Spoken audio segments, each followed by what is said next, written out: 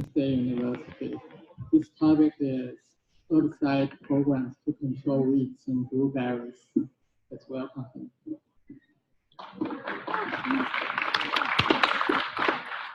Oh, sorry. Yes, I need a pointer. Thank you. So you like my tie? I figured dress for success, so I've got a Rudolph the Red-Nosed Reindeer tie in case somebody wants to buy it later.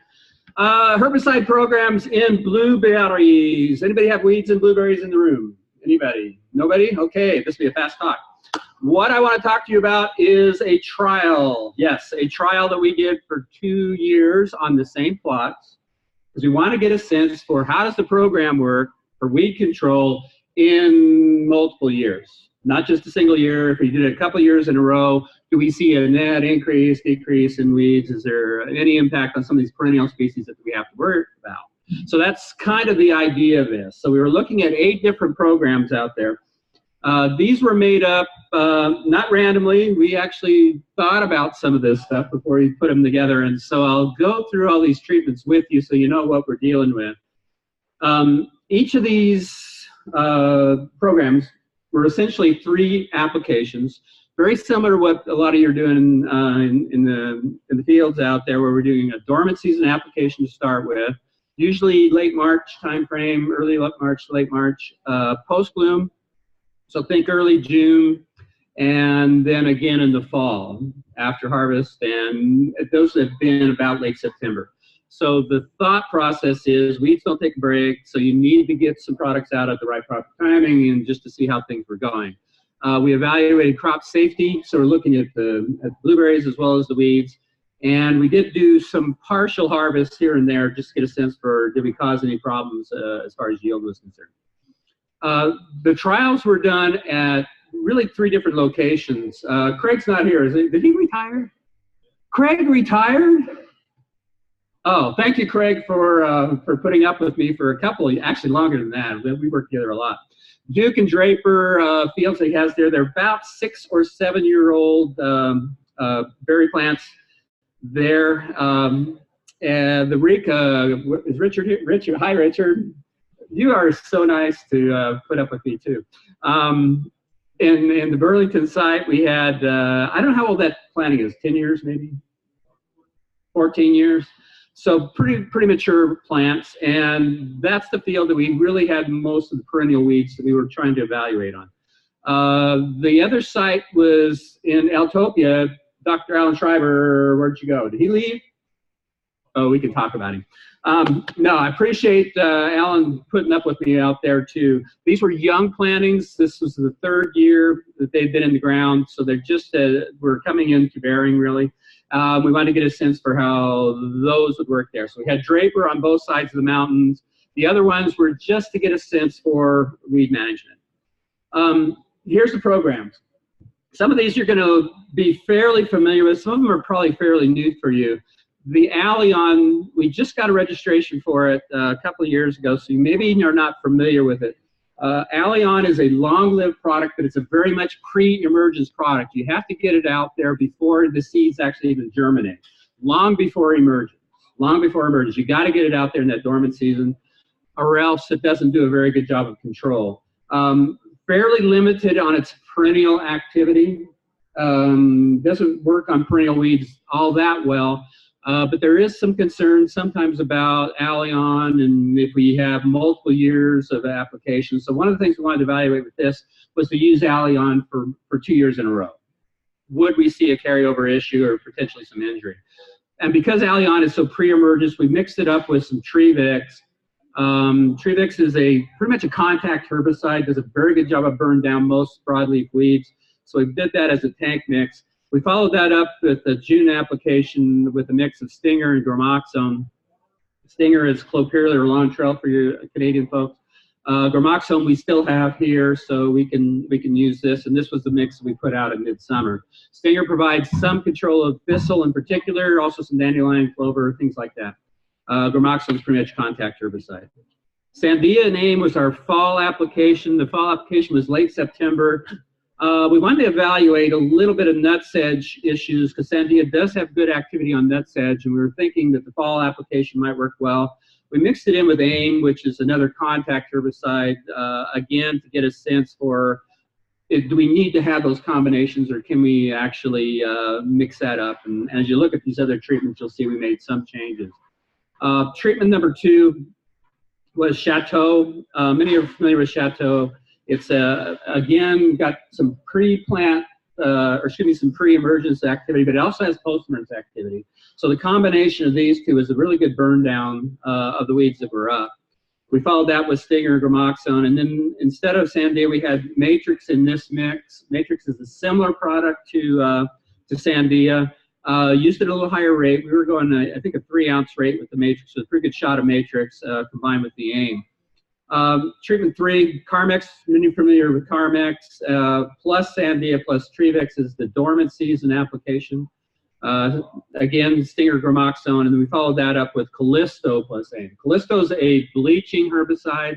It's a product that basically turns the weeds white. We've had really good selectivity in blueberries, so we wanted to get a sense for those fall applications would they be worthwhile to do. So we looked at that one also in combination with AIM.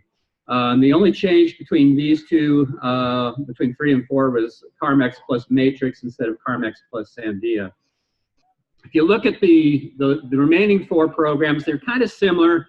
We looked at Linex. Now, Linex is a linuron product. Carmex is diuron. They're very similar type products as far as the mode of action. I think Linex is a little bit stronger as far as the weeds that are controlled at the same rate. So we got pretty good level of rate with this compared to the Carmex. This one is not registered for blueberry. There was some interest to maybe move in that direction, but it's kind of cooled off by now, so I don't know that we're going to see it. But keep it in mind that if we do see a registration, it's going to be similar in activity to Carmex. We mixed that with AIM, then we had, instead of the Stinger, we had Callisto with Gramoxone for the June applications for 5, 6, and 7, and 8. And then again, it was the same kind of mix we had before. Sandia with Trevex instead of Sandia and AIM, Matrix Trevex, Sandia Trevex, Matrix Trevex. So that was the program. Again, 3 applications per year, multi-year as far as these same plots. Okay, so what do we see? Let me take a digression. Did you notice on Alan's talk about how many times they were doing these fungicide applications? I tell you, I thank my lucky stars that I'm a weed scientist and not a plant pathologist. And Olga, I'm sorry, you're going to be a plant pathologist, or one now. Weed science, that's the way to go. This is a lot of treatments for a weed scientist. I'm usually lazier than this. Control was excellent with the Duke and Draper and Elliott through 2017. So the stuff up with Craig Ford, the plots with Alan Schreiber, fantastic in 2017, really good level of weed control. I will tell you that on Alan's side in Altopia in this last year in 2018, we were down a little bit in weed control, 75 to 89% in the program. So not as good. The reason that we're seeing the reduction in that wasn't due so much to broadleaves. We were seeing a lot more grass. And over there, cheatgrass was the #1 weed that we had growing up in the plots. So if you have grasses, I will tell you, none of these herbicides work that great on grasses. You're going to have to probably use something else. Only exception I would say was the Indazaplam, or the Allion, did a great job on the cheatgrass. And it'll also work on ryegrass and some of these others. So keep that one in mind if you do have some grasses, particularly the annual grasses. We were nearly 100% control again at Craig's place up in Linden. Very good level of control there. Nothing really to talk about. As I mentioned at Sakuma's plots here with Richard, we had fairly extensive infestation of nutsedge and some wild buckwheat. We saw that more in 2017 than we saw in 2018, and I'll show you some data on that in a minute. So here's what it looked like in Altopia, and if you look at it, you can kind of see that reduction I was talking about. First of all, let me see, you see this NS that I'm circling here? Non-statistical difference. We didn't see a statistical difference between any of these programs. They all did a fantastic job as far as weed control. First year, we were upward 90% weed control all season. This was in June, and in 2018, this bar, the kind of the cream colored bar. A little bit less control that year. Again, no statistical difference between the treatments, and it was primarily, again, the grass control that was starting to fall off in that second year at that site. Now in Eureka, we had yellow nutsedge was fairly extensive. Now in this case, we're talking about cover. So cover, big bar is bad in this case. That means we got a lot of ground coverage by this weed. So if you look at the numbers here, it goes from down at the base at 0% cover, so 100% control, if you think it that way, up to 60% cover of the plot with yellow nutsedge. So you can see kind of where we are. Now, I will point out again, see this NS, no statistical difference, and that's due to the randomness of where the weed shows up in the plots. We weren't able to say that this herbicide program did a much better job of nutsedge. I will say, though, we did see some differences from the multi-year aspect. So look at the difference between the 2017 numbers, that yellow bar, and the green bar, which is 2018 numbers. When you see the green bar taller than the yellow bar, that means we have more yellow nutsedge the second year than we had in the first year. That generally means things didn't work so well, right? When you see a reduction, when you see that yellow bar a lot bigger than the green bar, that's a good indication that we at least had some effect on the current population that was there. We can't say necessarily, again, that one is better than the other as far as the treatments, but we can say within that treatment that the second year was better control. So take a look at this. The ones that did the best in 2017, treatment one, that was the one with the Allion in it. So the dormant season of Allion was generally lower than the others. Again, not statistically different, but we did see the lowest amount of nutsedge in those plots. However, remember what we said about multi-year kind of effect. The other one that was doing fairly well was this number one here, this treatment number 6, and that was the Sinbar. Sinbar is a product similar to Carmex and Linux and all those. Fairly good photosynthetic inhibitor. It's been around for a while, so a lot of folks know about that one. Those were the two that had the lowest levels of nutsedge in those plots. If you look the second year, I think it was interesting to note that we had at least these three in particular, we were seeing fairly low levels of nutsedge from what had been a fairly high level of nutsedge before. So we were seeing good reductions in that. Treatment 5 is the Linux plus AIM, Callisto, Gramoxone in the midsummer, followed by Sandia plus Trevix later on in the year. The other one that did quite well here, this was the Sinbar combination treatments, and treatment number 8. This was Zeus Prime. I didn't mention Zeus Prime. Zeus Prime is a product that some of you are familiar with, the Spartan herbicide. It's similar in activity to Chateau, same mode of action as Goal and some of these other ones we've had around for a while. But it has a combination, it's a prepackaged combination with AIM herbicides, a good burn down ability. And it looks like, at least, in combination with some of these others, we had Callisto in there, we have Matrix in there. It looks like we see at least a reduction in the amount of yellow nutsedge. Again, not statistically different because of the randomness between the plots and the infestation. It does look positive, though. I think this is a good indication that we saw some pretty good level of at least impact on the yellow nutsedge. How about buckwheat? Buckwheat's the one that kind of twines up the plant, and it's an annual, comes up every year. Kind of a long-term germinator. We see it early in the season, April, May, first set, but it'll keep germinating all through the year as long as conditions are right for it, as long as there's seed present.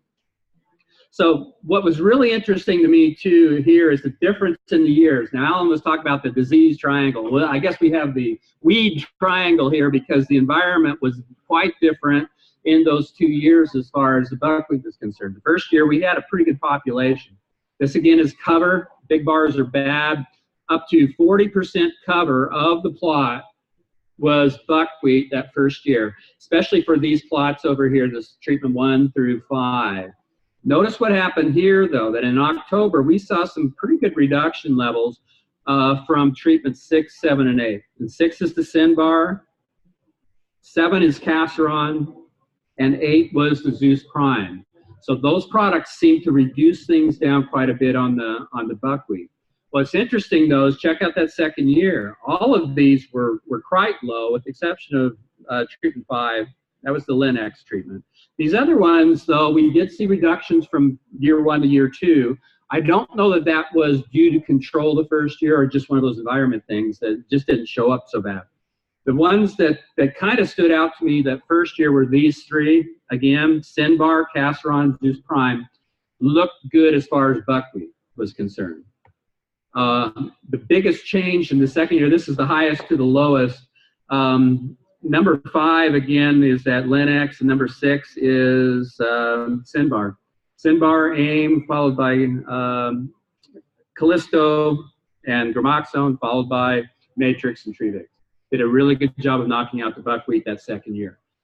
Good indication again that at least with this annual, if we can knock down those things from these either the early season application or the mid-season application, we can get some good level of control.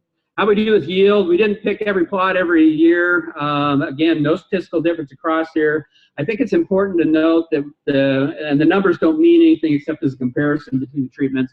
We didn't knock anything particularly bad with any of these products or these treatments. The only 2 that kind of made me think a little bit were these 2. You'll notice that the numbers are down a little bit numerically. Again, not statistically different, but makes you wonder maybe something's going on there. 6 again is the Sinbar. Sinbar is one of those that does reduce growth sometimes, particularly if you use it in multiple years, year 1 followed by year 2. And if you're on sandy gravel soils, chance of moving that herbicide down into the root zone is a little bit higher.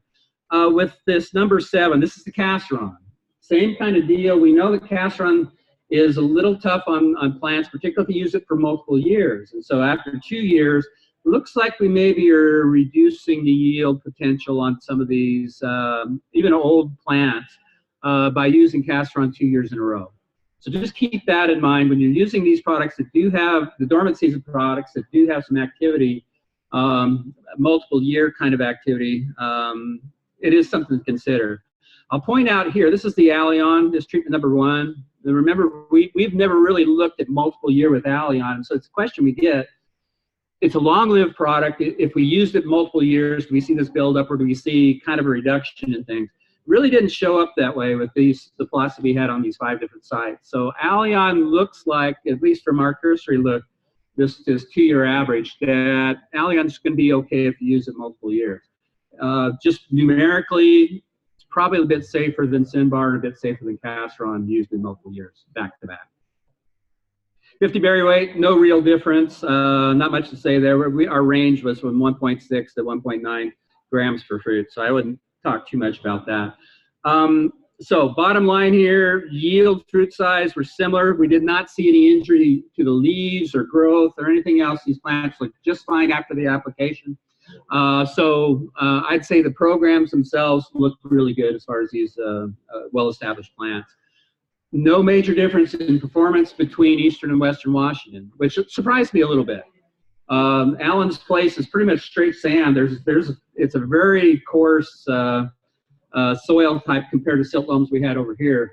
The likelihood of moving some of these products down with irrigation like Carmex, like Linux, like Sinbar, we were a little concerned about that, but we really didn't see much difference as far as either injury or the performance of the product. They both worked quite well for us.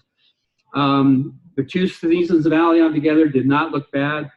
Keep in mind, though, that Sinbar and Casseron was a little bit suspect, at least as far as the yield was concerned on these blueberries. And finally, with this wild buckwheat, the one that really reduced it the most, this was the program that we were using. It looks like I would say that the AIM, Gramoxone, and Trevix, bang, bang, bang, probably was what's responsible. Good contact activity, and if we have small plants, we were probably controlling them quite well. I want to go real quick to another trial that was also done over at Richard's Place. It was kind of just a little bit to the west of these other plots. And I asked Richard, okay, can I put out some yellow nutsedge trial there? And he said, yeah, you want 30 acres? And I said, well, no, I really don't, because I see how those fungicides people have to work. And I don't want to work that hard. So I just put it out small plots, but I was looking at a different set of products with the idea being if we put these on in sequence, not as a program per se, but I wanted to get a sense for how good these products actually work by themselves. So the treatments that I was interested in was Casseron. Now we had seen Casseron have some activity on nutsedge in previous years, so I wanted to look at it again. That was applied in February. Dual Magnum is a product that we're getting registrations for in a lot of berries. Should be coming also in the strawberry for those growing strawberries. We should see that next year. And this one, Outlook, you may not be familiar with. It's used quite widespread as far as annual cropland. Very similar in activity to Dual Magnum, same mode of action, does a lot the same weed species are controlled by both of them. They're both pre-emergence products. You got to get them out there before emergence, so they're good dormant season. They tend to move a bit with water, so they tend to poop out after a little while in the conditions we have here in the springtime. But those were the ones that we were interested in. Dual Magnum has been known to slow down the growth of yellow nutsedge. I wouldn't say control per se, but it does have activity. And so it does slow things down, and we want to get an evaluation of that. And we wanted to contrast it with the Outlook. Standby treatment and sequential to all of these, we were putting on with Sandia. Sandia, where's my gown, guys?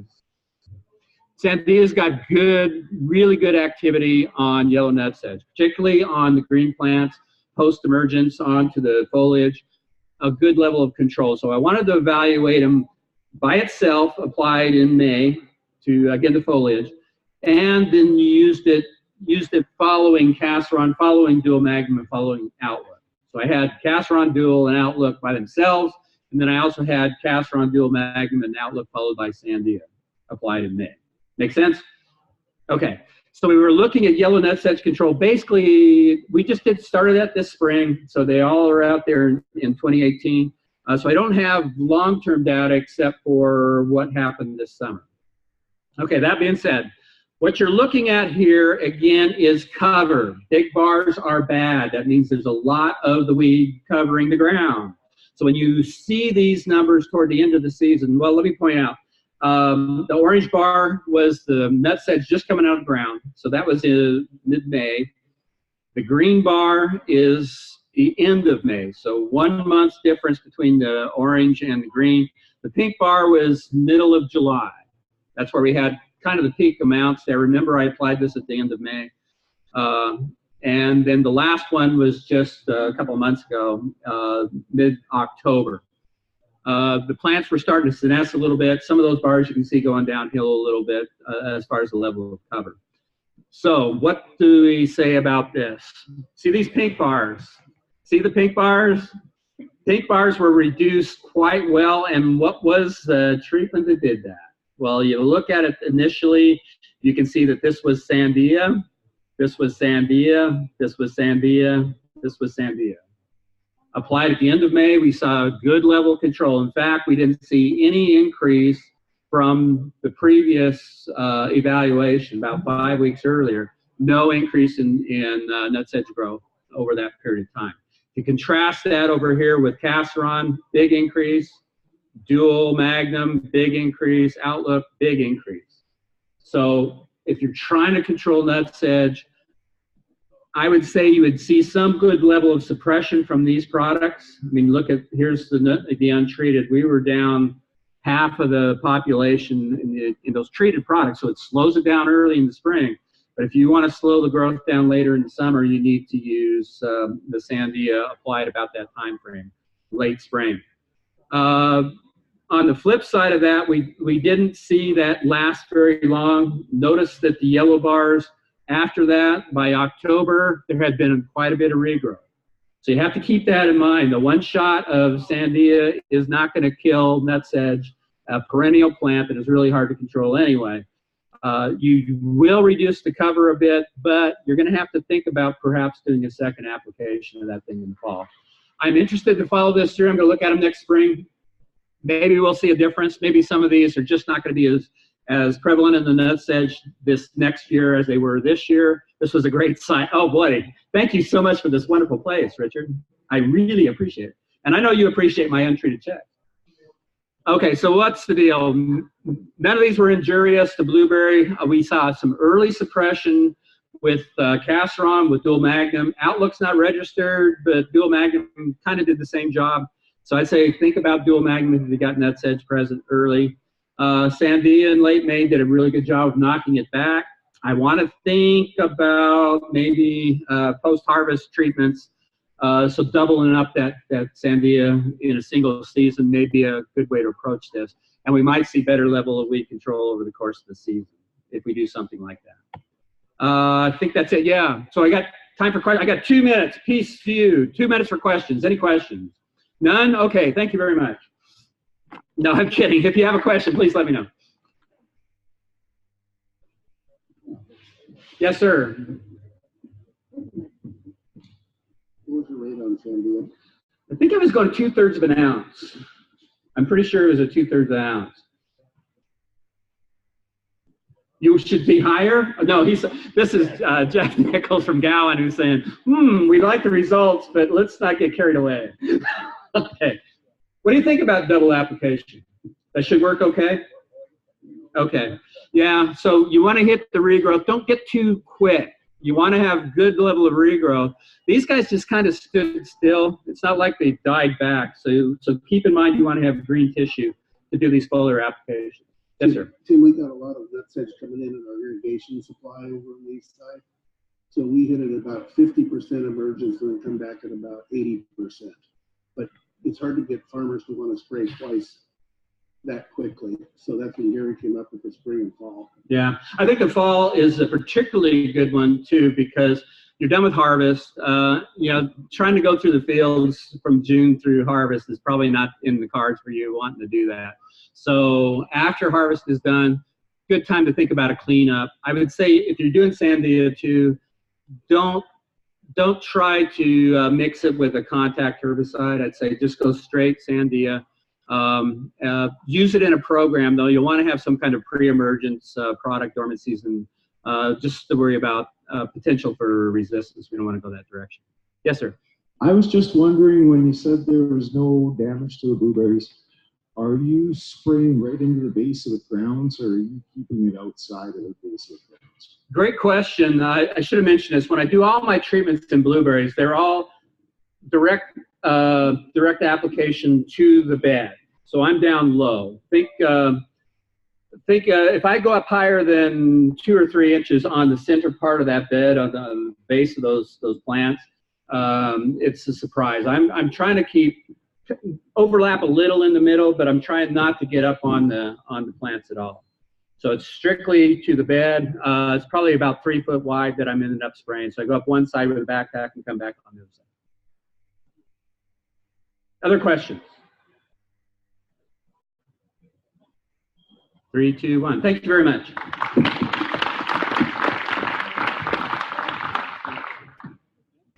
Okay, that's a wrap on this session. I'm going to have the pesticide credits out over at the table over here again. And this session did qualify for all credits, Washington, Oregon, British Columbia. If you're looking for British Columbia credits, make sure you sign all of the sheets that are on the clipboard because they're separate between the two